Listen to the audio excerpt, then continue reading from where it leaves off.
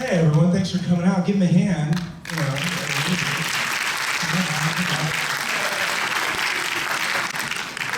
Jake Holmes, David Peel, Gas Wild. Yeah. Come on up. Gary Jones. Jake, are you here? Look at Jake. Yeah. Jake? Where's Jake? Oh, he's in the men's room. Okay. Okay. That's a word. Chris. all right, everyone have a seat. Have a seat. I'm Eric Davidson. I'm the managing editor at CMJ.com. I was in a band, somewhat lost, called the New Bob Turks, and I have a book called We Never Learned. So I don't know. I guess that's why they asked me to come out or something. Anyway, yeah, exactly. All right, do we want to wait a little more, or should we just keep going? What do you guys think? All right, let's just start. Why don't we start with Paul and Stephen, of course. What's the general plan? You kept mentioning it's a work in progress. What's the general plan of trying to wrap it up, and what else do you need, and so forth? Well, general plans in indie film, you really can't plan indie film. I mean, basically, we've come this far, and it's great to have an opportunity here to get a feel for it with an audience. Can you guys hear me? Jake. Jake Holmes. There we go.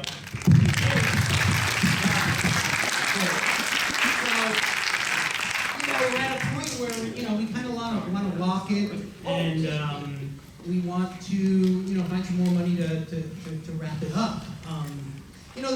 Music docs are hard to work on. They take a long time. They're the hardest films. I was talking to Jim Jarmusch a couple weeks ago, and I told him, man, these films are so hard. And he said those are the hardest films he ever makes. So, it's you live with this thing. You come in the edit room, and it's like, oh, I hate you today. I love you the next day, and you keep chugging away.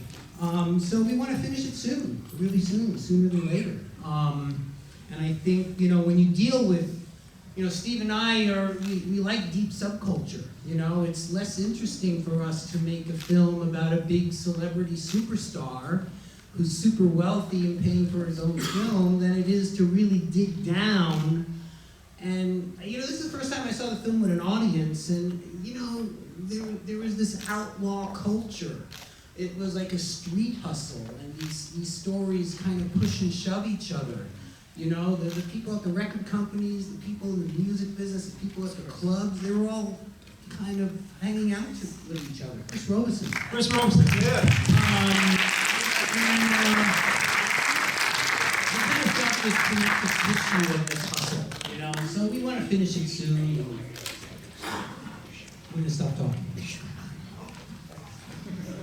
All right, well, Paul told me that Stephen, this idea actually came from I feel like a stand-up comedian now.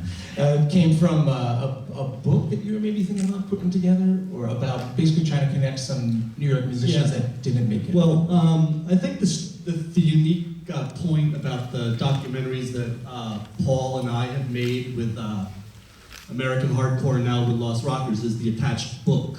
It's not like, we were just like some filmmakers who hired a researchist, or, it wasn't like a cool filmmaker who did a lot of research. I mean, Tony Mann and I really got our hands dirty trying to figure out this whole thing.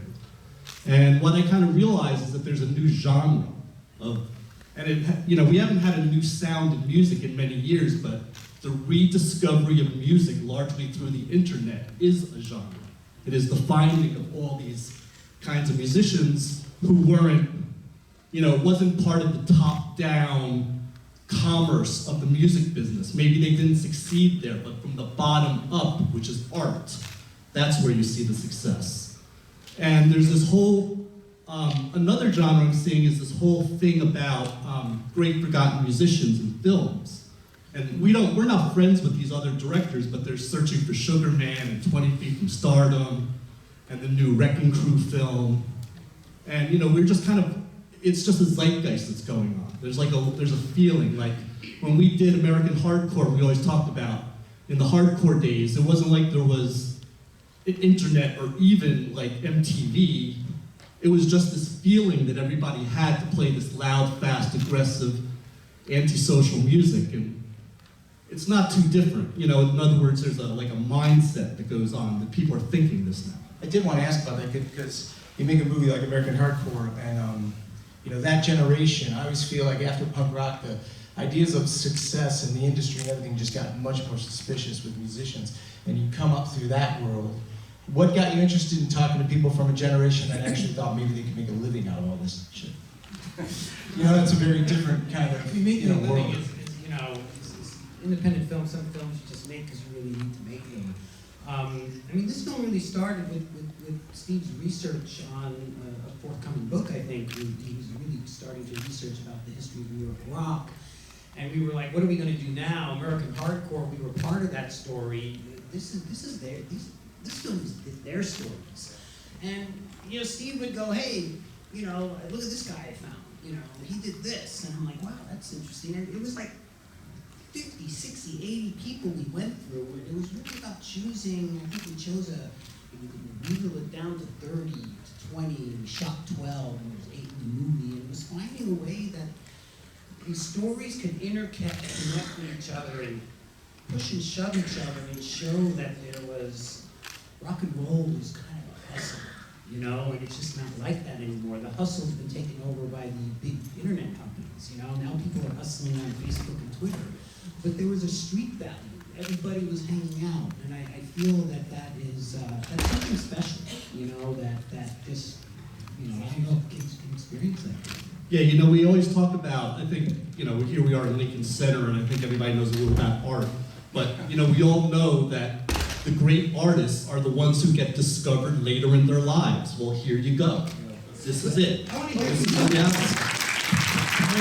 what You know, we lost Bobby Jameson and Johnny Hodge, who you saw in the film, and it's unfortunate that they couldn't be here with us today. Evie's with us, but she's on the West Coast, but this film is in their words. We didn't put words in their mouth. So, much like Evie Sands was saying, somebody wanted me to be something else. You know, these guys do their own thing. You know, it's individual. They're not marketed. They did their thing. Individual. Yeah, talk to the artist. Yeah, I wanted to ask, I mean, again, it got me thinking, because I've seen American Hardcore, and coming up in that era, and what you think success was. To us, it would have been just anybody putting a record out, maybe, or just being able to tour. When you, 19, 20, thinking back, what do you think you would have said success would have meant in whenever, in your mind, what did you think success would have meant when you were 19, 20? Back then. I have no clue. I just did it because I liked it. I suppose having a recognizable song that people knew. Actually, I was living in the Lower East Side, and this sort of street person, I put him up at my house, and he was from Holland. And I said, oh, you're from Holland? Well, have you ever heard the song, I'm gonna stay with my baby tonight, I'm gonna play with my baby tonight. Because I know that it was covered, my song was covered by Tony Sherman in Holland. He said, oh, yeah, I know that song. Well, I wrote that. oh, good. I would both write that, no one person. Can I say something right now? Okay, many of the movies I've been into, film, television, rock and roll, I noticed that one theme is always there. It seems like they can't go to the finish line. Let me give you a quick example. Brian Jones, the founder of the Rolling Stones, was kicked out of the Rolling Stones. He began it. He never had the sense. He managed to copyright the name Rolling Stones. The first thing you do, by the way, when you begin a band, protect yourself by ownership. Now we're going to do an East Side story. We're doing our own film talk, East Side story about the Lower East Side, World War III. The first thing my lawyer's going to do, we'll have it copyrighted and sent to California. He didn't do that. By the way, did John Lennon ever copyright the name The Beatles? He began that. So the ignorance of the rock and rollers, well, they never protect themselves. For example, the Rolling Stones had Andrew Odom as their manager. He's 19, 20 years old. They decided to screw him. This is not Big Brian Jones, this is Andrew Odom. To screw you, he took back all the publishing and all the master tapes and gave it to Alan Klein Abco, who owns them to this day. The same thing with the Beatles, with Michael Jackson, Yoko Ono, John Lennon, blah, blah, blah. They never protect themselves with their publishing, with Northern Sound. So Michael Jackson, Paul McCartney talks to Michael Jackson and say, hey, you do this video, and he tells him how to get the publishing of the Beatles. He did exactly that. He got the Beatles for $48 million, worth over $700 million, became part of Sony. They all got screwed, and here the Beatles, Paul McCartney, one of the most powerful publishers in the world, does not own his own songs. It's owned by Michael Jackson Sony. Let me just say about this Rockers here now, this is like history. It shows you right now what was done before, what can be done now. Little by little, as I listen to the radio, the guitars are getting less and less. It's getting more mainstream. Taylor Swift is now with Calvin Harris, head of the techno stuff, etc., etc. And the most important thing right now is that without the guitar, there's no rock and roll. Let's bring the guitar back to rock and roll forever and rock and roll. Gloria, I wanted to ask, when you said you were very proud to say when you were young in your hot pants that you were a producer and a writer. And so did you, to what he was just saying, did you keep in your mind when Motown signed you and all that, did you try to wrangle and make sure that you had the rights, or was it just like, I want to get a record out, so I guess they get the rights? Well, when I started in the industry, we were not even allowed to have a studio in our home. So we were never to know the correct way of owning your rights. This is one thing that we're doing with the Mark Bolan School of Music, is that we're teaching those children to own your songs, own your films. But, so that's where that is. And I do understand that question, but I would just like to say, while I have the microphone, I want to thank these wonderful young men to take us into their hearts and to help us to present to you our stories, our lives. We come with clean hearts. We love you. Thank you so much. And I will tell you this. When I recorded the album at Motown, I insisted on changing the style. And that was one thing. Stevie Wonder was going into synthesized music. I was still trying to hold on to the analog board so that I could retain those guitars. So we're going to get the guitars back, okay?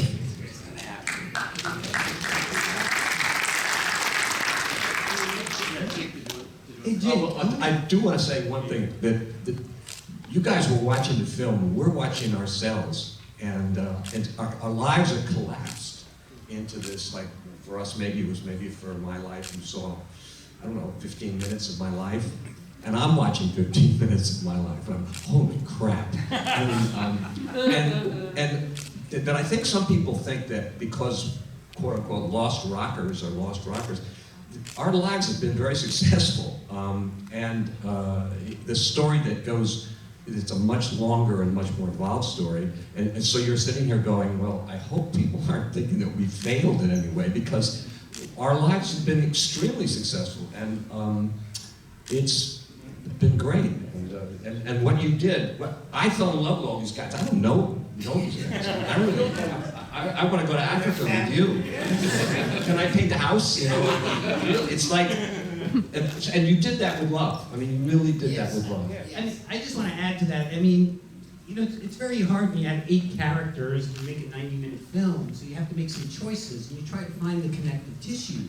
But there is a lot of stuff, and we plan on, whether it's, little web stories, and we want to continue the story of the Lost Rockers. We have a lot of stuff. I mean, there's a story, like Jake tells a story back in the folk days, and this is in my head, I think about it all the time, that he was at, I think it was the bitter end, the first night Woody Allen was going to perform, and he was there the night that Woody Allen was too afraid to go on stage, and he snuck out the back window or something, and that just sticks with me. Yeah, Jack Rollins had to drag him back in. Yeah, and it's like, what a great historic New York moment, and these are all in here. These people have lived through so much that was all so different, and it was all at the roots of,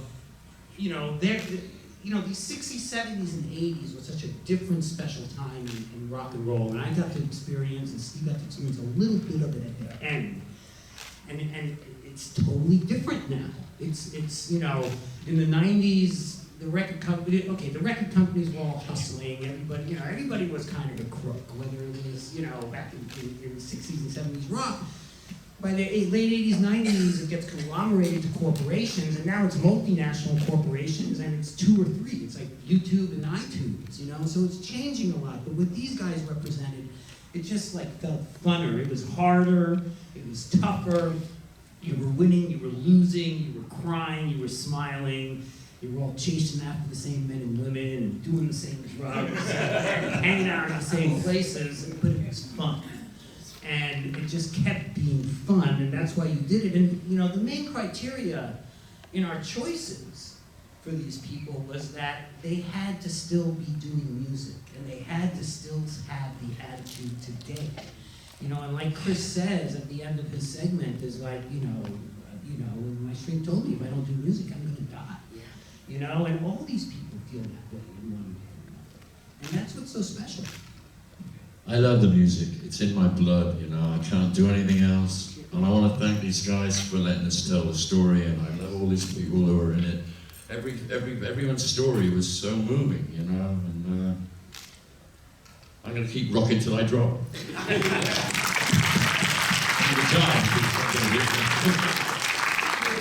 Well, I want to take a couple from the audience, but guess I got to ask you, you saw you playing at Trash Bar there, and now we just find out, the place closed. What did you think of Trash Bar closing? I mean, what do you think of, Trash Bar, where you guys were playing your show, and it just closed, right, a couple weeks ago?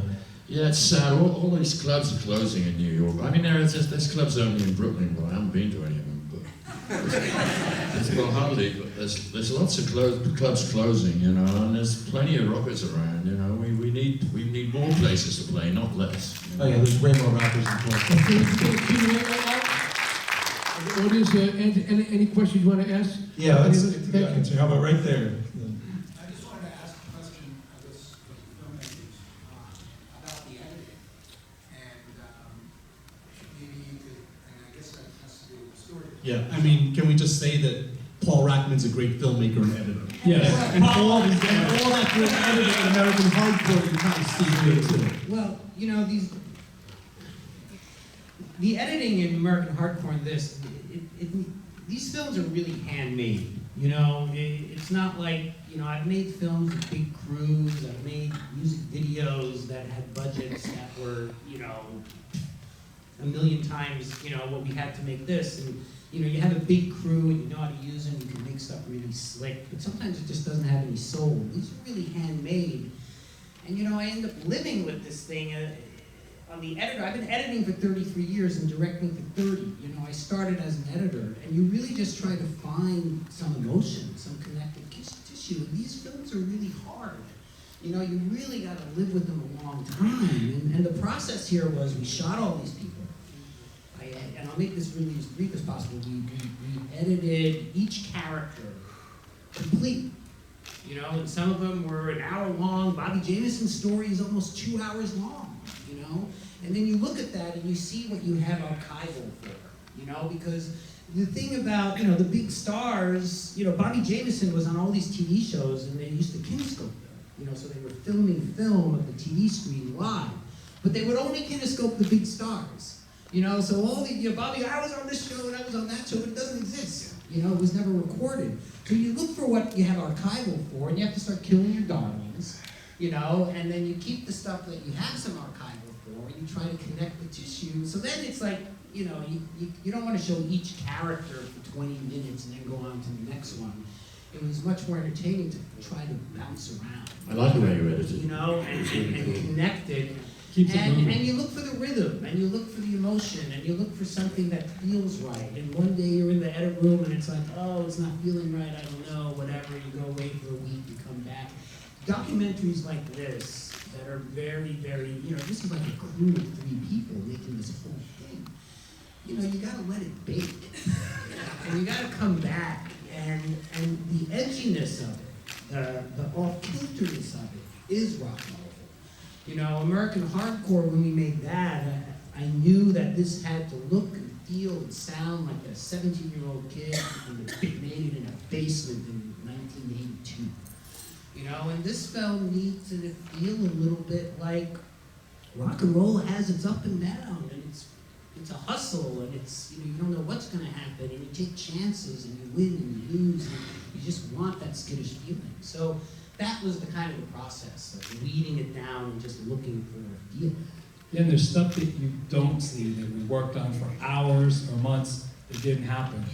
And you know, Bobby Jameson opened for the Beach Boys on their first tour over 50 years ago. And the Beach Boys had a 50th anniversary thing coming out. I was all over those people. We gotta have some footage of Bobby. You gotta have some pictures of Bobby. Nothing turned up. Some other things turned up. But you don't see that, but Yeah. we were working on stuff you don't even know. But you know, I want to put all those stories like on the web or something. You know, if we get the movie out and we have a YouTube channel or something, and it's fine on the web. You can just show Bobby like for 4 minutes his headshot, talking head, just telling all this stuff, and all of these guys. You know, we can complete that. But it won't work as it doesn't always work as like in an 80-minute film. You know, you just got to find the connective tissue that makes it work. It's almost like an entry point into this. I think. Question. What? Question. Go ahead. What makes you call the film not finished? It could pass the done, but. Well, you know, I think we're close to having a locked picture. You know, it's been a step-by-step process. You know, so now we have to we needed a platform in a way, or finding a way to get this out there so we can raise some more money to finish it.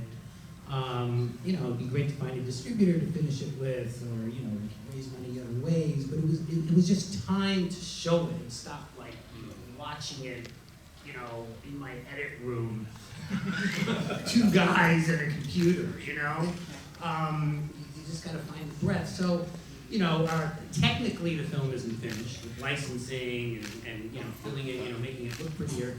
But we're close in other respects, you know. So it is still, films are a walk. You know, a film is a work in progress till you hand it to the public. They're paying for it, and it's just an easier way to screen publicly too. You know, I don't know if that answers your question. Yeah. Question. No questions? No. All right.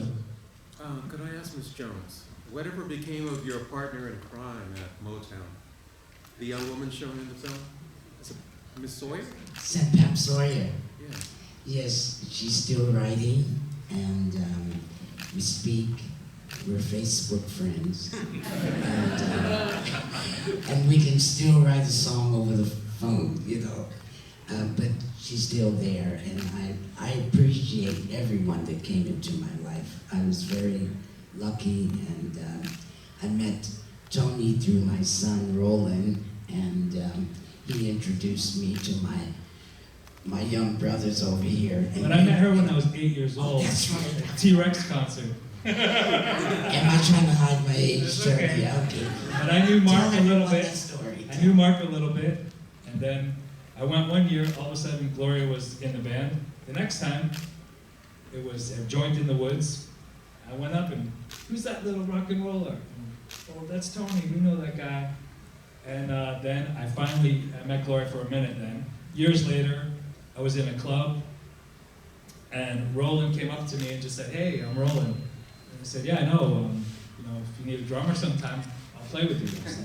So we became friends, and then we rekindled, and we became friends again, me and Gloria, and she trusted us with her story, and all these people trusted us, and opened up and gave us their stories, and really thank everybody. Tony was really important because Steve has the deep history. He's an author, research. He has a deep history. I know how to make films. I know about music. I know about culture and stuff. Tony actually knew these people, and so for me or Steve to call these people and go, "Hey, we're trying to make a film. Yeah, I'm a filmmaker or I'm an author." Tony calls these people and go, "Hey, I know this guy, and my father brought me to see you." And it's just like he actually knows them. Like when he was 8, 12, he could talk to these people, and there was like 1 or 2 degrees of separation, and they knew who kind of he was to other people. It was amazing to have a musician person to help us find these people and find the connective tissue. Tony found somebody. It took us 4 years to found the rights owner of the Lightning Raiders club footage. Everybody we were calling in England was like, "Oh, I haven't seen him, was the manager of the Lightning Raiders. I think he's dead, but I haven't seen him in years," and everything. Tony was just nonstop, through the rock and roll underground. All of a sudden I get a call, I found him. He's living in northern England, he's really old, he's living above his daughter's pub.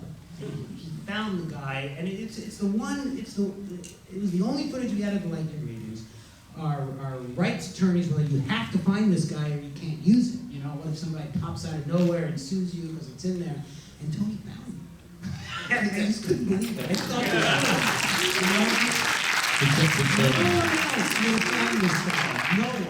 no one else. We needed that footage. And he's annoying. He keeps on you all the time.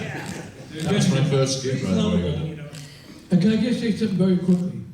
Have you noticed you're at Lincoln Center watching the Lost Rockers? They have buildings for opera, classic, ballet, Juilliard School of Music. Rock and roll has nothing at all. No Mick Jagger, no Elvis Presley, no Bob Dylan ever gave money for a foundation to survive rock and roll for the future. It's about time we start looking at these guys right now and give us a new beginning to survive rock and roll through the foundation of people's support. Otherwise, it's going to become extinct. Rock and Roll University will begin that first. Thank you. And I'm sure we have to start wrapping this up, but I just want to say, as much as these people appreciated us going into their lives, we want to say how much it means that you trusted us to be able to do it too, because we really because we believe in you as artists. I mean, there's no other reason to be doing this. You know what I'm saying? It's like that's what all the project. I mean, I could say this pretty much for Paul and I working together. There's never been a time where we're doing anything but thinking about the art. And I don't know if that's stupid, but that's all we've ever done. And it's always been about finding what people don't know about. That's what's interesting, is to bring forth things that, Lost Rockers rings well, it's not like you guys are lost, but it's about bringing forth forgotten history that I think is the key here. And when we were starting this and I was hanging out with Steve, and we were just hanging out in his apartment, and he's like doing his research for his books, and I go, "Oh, listen to this guy. Listen to what this guy did." And it's just like, wow, who the hell is that guy? It's like all these weird stories, and that's how we called it. But it's kind of, it's surviving on the internet, I guess. But it was just cool to bring it forth this way. As a filmmaker, I thought, okay, I'll like spend 4 years of my life, and I work on commercials, I make other stuff, and I just edited a Jimi Hendrix documentary that's going to air on Showtime next month, and I'll make money that way. It allows me to make a film like this every so often, because who else is going to do this if it's not for, and there's other people like us. But that's what it takes. It takes okay, I'm not going to get paid, suffer through this. I'm never going to give up. And these guys don't hear from us for years. It's like, oh, what happened to those guys who filmed me 3 years ago? And then all of a sudden, hey, come to Lincoln Center. So that's what it takes. That's what these films are. That's how these films are made. I think you guys are really on to something here, this genre of rock and roll. You know, I teach up in Westport, and my students come in on guitar and piano, and what do they want to learn on guitar? They want to learn a Foxy Lady, you know, or something like Jimi Hendrix. This is what they revere this time period. And I think it's very educational for them to be able to hear that. I mean, like on either here or on TV. I mean, how many times on cable TV, every time I turn on cable TV, you know, through World War II, there'd be Nazis marching. You know? Yeah. But there should be more information about this. Absolutely. I mean, you know, rock is going to enter its classical stage at some point. I mean, in a way, unless the generation after the millennials, you know, revolts against them and then starts rocking again. I don't know. But, you know, once Paul McCartney, Rick Jones, and all those guys start dying, it's like, yeah, it's going to need a place like the Opera House, you know, to keep it surviving. I mean, I have faith in the future. I think there's always somebody comes around to mess stuff up and start something new. But right now, it's kind of stifled where, you know, there's a lot of, and I have access to a lot of young millennial talent in the film world with the Slamdance Film Festival that I founded, and I see all these YouTube creators, and they all want to be filmmakers. But it's like, you know, you have iTunes and you have YouTube.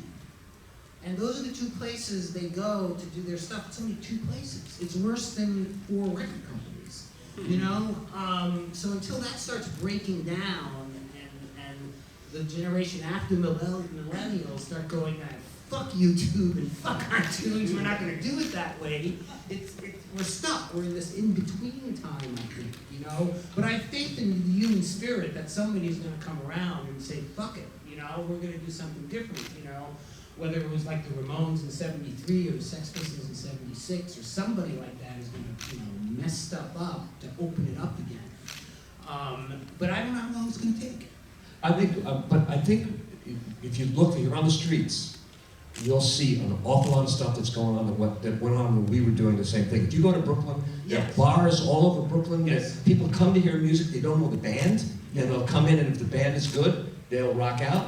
And my town in Beacon, we have 4 music venues, and they go all night. Millenniums are in there, so it's very healthy in a strange kind of way. Yeah, It's in really healthy. In New York it is. But this is a good question for you, Jay. Does it remind you of the folk days in the early '60s? Singer-songwriters are what you might call I consider myself a folk artist, actually. I mean, singer-songwriter, or Americana, what the hell that's called.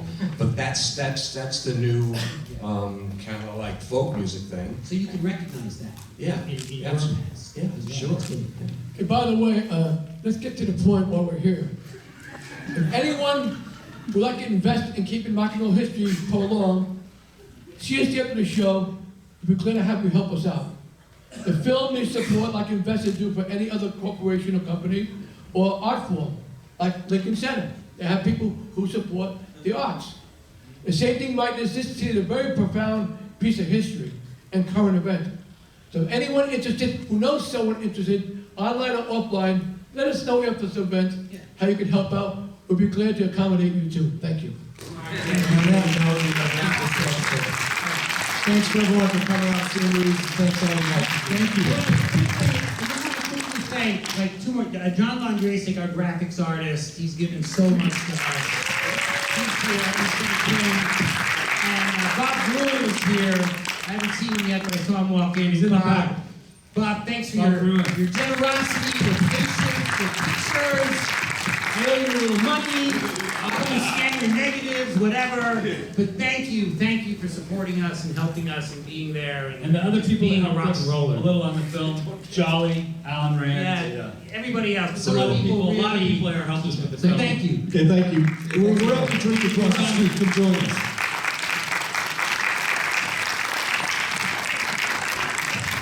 Keep it rocking.